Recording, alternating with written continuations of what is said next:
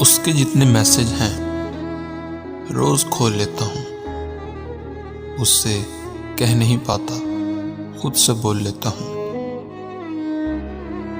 اس کے پیج پہ جا کر روز دیکھتا ہوں میں آج کتنے لوگوں نے اس کی پیروی کی ہے، اور سوچتا ہوں میں یہ نصیب والے ہیں، اس کو دیکھ سکتے ہیں، اس سے بات کرتے ہیں۔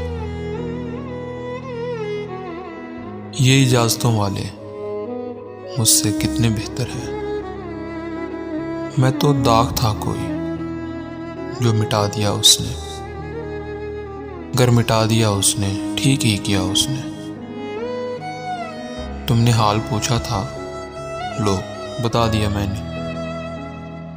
جو بھی کچھ بتایا ہے اس کو مت بتا دینا، پڑھ کے رو پڑو تو پھر ان تمام لفظوں کو بس گلے لگا لینا۔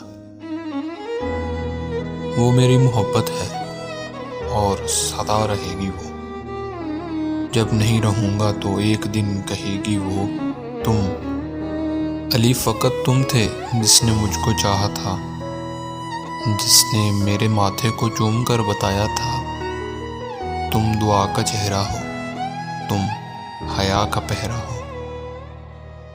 میں تو تب نہیں ہوں گا، پر میری سبھی نظمیں اس کی بات سن لیں گی۔ تم بھی مسکرا دینا، پھر بہت محبت سے اس کو سب بتا دینا، اس کے نرم ہاتھوں میں میرا خط تھما دینا۔